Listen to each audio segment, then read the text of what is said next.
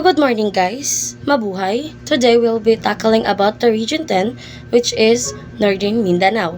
So Northern Mindanao is officially designated as Region 10, is an administrative region in the Philippines occupying the northern central section of Mindanao. So it covers the 5 provinces, namely Bukidnon, Camiguin, Lanao del Norte, Misamis Occidental, and Misamis Oriental, which we'll be tackling in a further reporters. So, as well as the two highly urbanized cities, the regional center is the city of Cagayan de Oro. So, the first one that we'll be tackling about is Bukidnon. Bukidnon is located at the center of Mindanao Island, southern part of the Philippines. It is a landlocked province. So, why is it called landlocked? So, gitawag ang Bukidnon og landlocked kay wala siya nakapalibot nga mga dagat. Kumbaga, kana siya is mga gina siya mga lands lang, mga landscape nga kuan bitaw. Kuan lang except na lang sa kanang mga natural spring kana or mga sapa. Pero agi nakapalibutan ang dagat. Mao na siyang gitawag nga landlocked province. So Bukidnon is also labeled as the highly paradise in the heart of Mindanao, while it derived its name from the Visayan term bukid for which means mountain. It is a predominantly a rolling grassland with an average elevation of 915 meters, the rolling uplands, deep canyons, and valleys alternating with the low plains. So this create a refreshing vista for dwellers and travelers alike. So ang capital city sa Bukidnon guys is Malaybalay City. So the next one that we'll be tackling about is the Bukidnon's cuisine and delicacies. So the first one is binaki or a steamed corn cake. It is a popular dessert or snack in northern Mindanao. This sweet corn roll is usually sold in the streets and markets of Bukidnon and other parts of the region. So its names derived from baki, which means frog, because it is wrapped in a corn husk that is folded into shape similar to frog's leg. Same lang sila sa tamales nga naka-wrap sa corn husk, pero kaning atoa is tamis. The next one is the ulam pine. So the ulam pine or super sweet snack pineapple variety na siya guys sa Bukidnon ra gid siya makita, was proudly developed in Bukidnon through the passion, hard work, and brilliant mind of Dr. Juan C. Acosta. One of the must-haves of every Bukidnon getaway is to grab a bite of this local wonder, which is very famous for its exceedingly sweet fruit and soft, edible core, amazing modification to the typically sour pineapple. So kaning ulam pine guys is variety na siya sa pineapple nga which is sa Bukidnon ra gyud mo siya makita. Kay exclusively grown ra ni siya sa Campo 1 Pineapple Farm in Manolo Fort Ridge. So kani guys, dili gyud ni siya kapareha sa mga pineapple bitaw nga mga kanang ginabaligya lang sa lain-lain nga mga lugar. Kani is kasi tawag ana nga naagid siya farm ani. Naa siya farm para lang gyud ani nga variety nga pineapple. So the next one that we'll be tackling about is the Bukidnon's Festival. So Bukidnon only celebrated one festival, which is the Kaamulan Festival. So Bukidnon's Kaamulan Festival stands out as a showcase of the indigenous people's history, folklore, and traditions. Unlike other Philippine festivals that often have religious overtones, Kaamulan stems for tribal roots and focuses on the rich tapestry of indigenous culture. So ang kaning Kaamulan guys is naga-focus lang ni siya sa mga indigenous nga mga peoples. Dili siya kaparehas gud sa mga lain festival nga kita mga Christian is gina-festival na to ang mga santos, mga saint. So ang kaning Kaamulan Festival guys is naga-focus ra gyud siya sa mga indigenous people, ilang mga culture, ilang mga tradition. Mao na siya ang sa ginaselebratar sa Bukidnon. The next one that we will tackling about is the Bukidnon's tourist attraction. So the first one is the Communal Ranch. So Communal Ranch is so famous right now because it refers to the New Zealand of Bukidnon. Then most romantic spot in the Philippines, cause for what I know is kasagaran jud karon sa mga online is ang Communal Ranch is famous siya sa mga photo shoot like mga prenup, mga proposals, so mga engagement famous kaayo ang Communal Ranch tungod sa iyang view nga burag grabe gid ka romantic. The next one is the Hilayan Adventure Park, one of the most one of the Mindanao's top adventure destinations, known for Asia's longest dual zip line, drop zone, lounge ride, rope courses, and alpine theme parks. Camiguin, known as the Island Born of Fire, it was formed by volcanic activity and is home to several inactive volcanoes. Despite being one of the smallest provinces in the Philippines, it is rich in history, natural wonders, pristine beaches, hot and cold spring, and cultural heritage. Camiguin's cuisine and delicacies. Pastel de Camiguin, a famous soft, sweet bun filled traditionally with yema, custard. Modern variants include ube, makapuno, chocolate, and cheese. Lanzunis. When it comes to Camiguin, the first thing that comes to mind is lanzunis, a sweet tropical fruit that has become synonymous with the island. The lansunis of Camiguin are considered some of the sweetest in the Philippines, thanks to the island's fertile volcano soil. The annual Lansunis Festival celebrates the harvest of the golden fruit, making it a significant part of Camiguin's identity. Surol. The dish features chicken stewed in a rich, creamy sauce made from coconut milk and turmeric, giving it a vibrant yellow color. The result is a hearty, comforting dish that truly embodies the tropical flavor of Camiguins. Camiguins Festivals. Lansunis Festival. The Lansunis Festival is a vibrant and colorful celebration in the capital celebration held annually in Camiguin, Philippines, specifically in the capital town of Mambahaw. This week-long festival takes place every October and is dedicated to the Lansunis fruit, which is known for its sweet and succulent taste. The festival not only serves as a thanksgiving for the bountiful harvest but also aims to promote tourism and showcase the rich cultural heritage of the island. Panaad sa Camiguin, celebrated during Holy Week. A religious devotion where devotees trek the walkway to the old volcano as a form of penance and spiritual reflection. San Juan Hibok-Hibok Festival. Honored to Saint John the Baptist and highlights the island's volcanic history and resilience.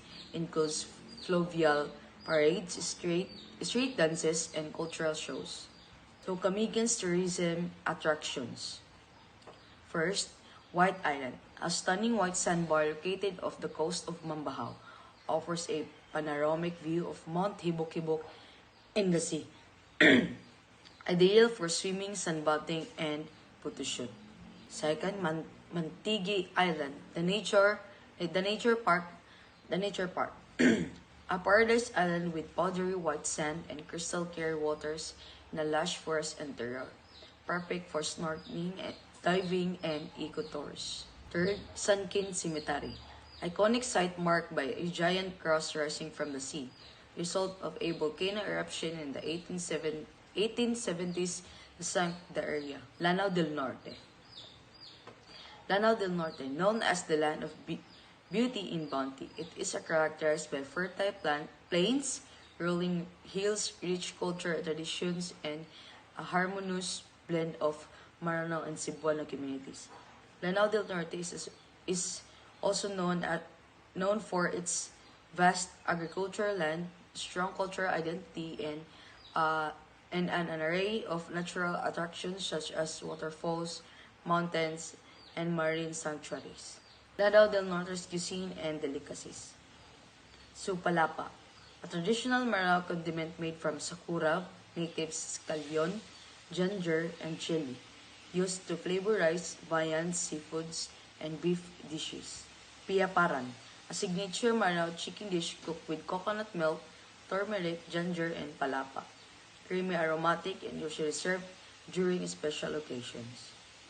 Beef rindang, local version of rindang influenced by Maranao cooking. Slow-cooked beef in coconut milk, ginger, turmeric, and spices. Dudol, a sticky, sweet delicacy made of glutinous rice, coconut milk, and brown sugar, often served during celebration and Muslim festivities. Satay, a spicy grilled beef or chicken dish served with thick, sweet, spicy sauce. popular in coastal areas influenced by Muslim cuisine. Lanao del Norte's festivals. Sagayan Festival. The Sagayan Festival is a vibrant celebration that showcases the rich cultural heritage of the Maranao people, an ethnic group indigenous to the southern region of the Philippines. Held annually, this festival is mesmerizing display of the Maranao's deep-rooted traditions, artistic expression, and community spirit. Alimango Festival. Alimango Festival is a province of Lanao del Norte, is a culinary and cultural experience not to be missed. This annual event is a tribute to the bountiful crabs that thrive in the coastal waters of the region, showcasing the local community's deep connection to the marine environment and its delectable produce. Coconut Festival. For the people of Lanao del Norte, the coconut is more than just a fruit, it is a way of life. The Hudyaka Salubi Festival is an annual celebration that pays homage to this versatile and ubiquitous crop, showcasing its deep cultural and economic significance in the region. Lanao del Norte is tourist attraction. Tinago Falls, Iligan City, one of the most famous waterfall in the region, known for its emerald lagoon, cold waters, and lush surround. Maria Cristina Falls, also called as Mother of the Philippine Waterfalls, powerful twin falls supplying hydroelectric energy to Mindanao. Bukal ng tubig sa Buruan is a stunning natural spring known as its healing properties and serene environment. This enchanting spot, more than just a body of water, it serves as a sanctuary for those seeking peace, relaxation, and wellness. Mount Inayawan Range is a breathtaking natural wonder that showcases the country's rich biodiversity and stunning landscapes. This protected area is characterized by its lush forests, towering mountains, and diverse flora and fauna, making it heaven for nature lovers and adventure seekers alike. Misamis Occidental. Misamis Occidental is a province located in the region of northern Misamis in the Philippines. Its capital in the city of Orqueta, bounded on the directions of body of water. Misamis Occidental, known for its natural for beautiful waters and bountiful fish and seafood for export. Misamis Occidental offers broad amenities and preventing culture and heritage inspiring pilgrimage. Misamis Occidental cuisine and delicacies. Sasing Kinilaw is a raw dish made out of sasing peanut worm marinated with vinegar and seasoning. Sikwati is the closest thing. You'll have to drink pure chocolate, and the sikwati recipe might sound easy, but process is a bit challenging in making use of batirol, a wooden instrument, and roll between hands continuously until it produces froth. Halang-halang. Halang-halang is literally translates to spicy. Is first known as Visayan dish. It's spicy chicken dish made out with coconut milk and chili. This dish is also quite known in Misamis Orient, as it is famous for its coconuts. Another version of halang-halang, however, exists in Misamis Occidental, where the broth is much clearer and can be either with beef or chicken. Suman sa Clarin, a famous sticky rice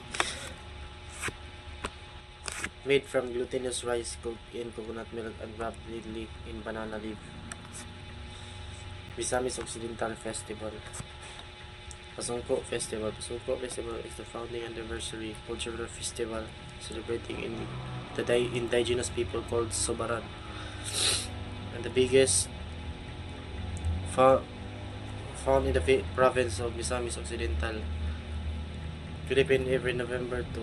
It is the best of all festivals, the province bringing together the local government and units of the Misamis Occidental. Pirangat Festival. Pirangat Festival draws the rich cultural practices of the Sobaran people, indigenous inhabitants of the region. It serves as the platform to showcase traditional dances, colorful street performance, and other cultural expressions that signify the identity and heritage of Sobaranins. Misamis Occidental tourist attraction.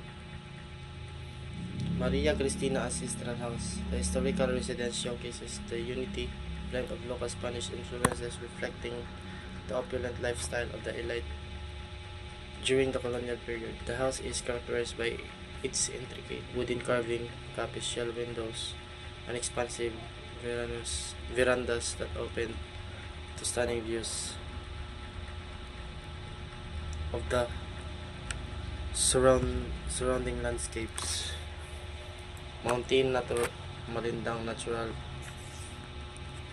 is a hidden gem for nature lovers and adventure seekers, spanning over 13,000 hectares.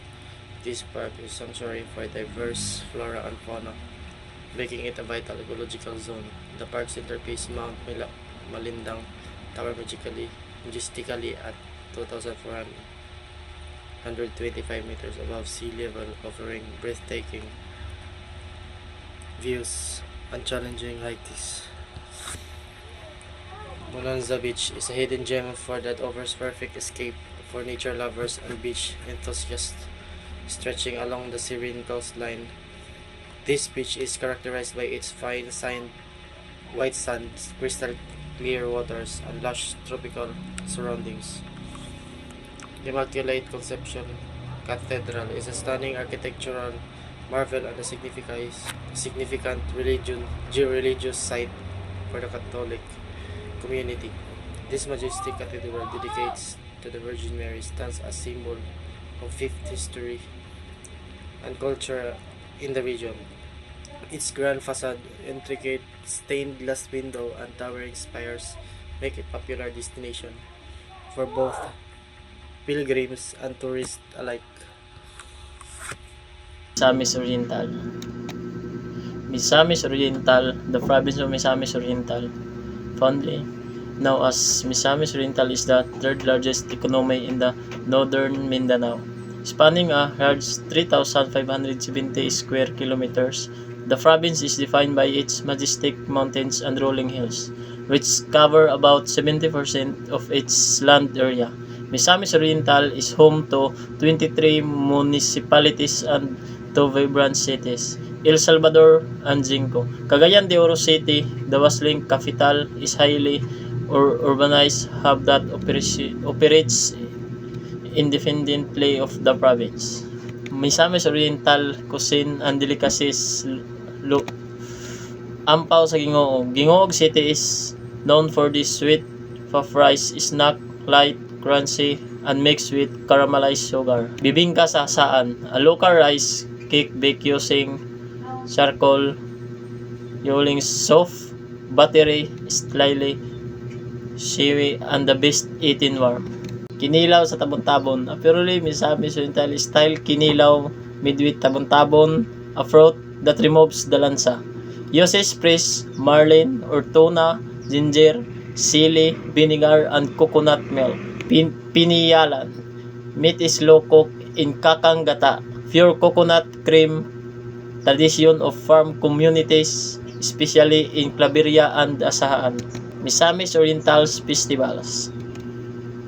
Kayomis Festival. This is the festival of the province Misamis Oriental that is held every January 5 to 10. This Kayomis is the original name of Misamis before the Spaniards colonized it.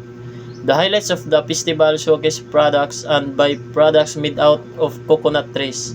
It is a variety of sweet coconut, which was a staple food of the earliest known Negrito settlers of Misamis. Sakay-Sakay Festival. Balingasag Misamis Oriental and is held every third week of January. The festival is for the devotion of Señor Santo Niño, also adopt the culture of dancing and parade in the street. The highlights of the festival is the Sakay-Sakay Fluvial Parade at Balingasag, Makalahar Bay.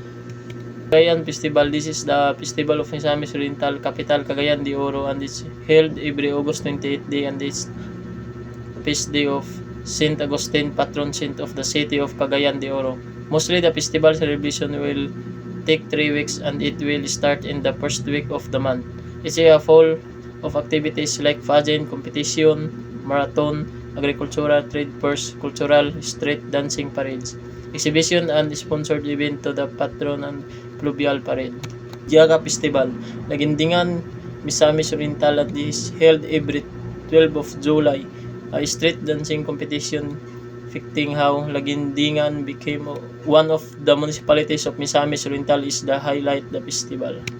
Misamis Oriental tourism attraction. Pagpulon Spring and Falls. Don't miss out on seeing this 180-foot tall waterfall nested among the greeneries of Hasaan Municipality. Although tourists aren't allowed to swim in deep waters, the local government has developed the place into a resort. It's now built with falls for those who want to swim safely beside the waterfall.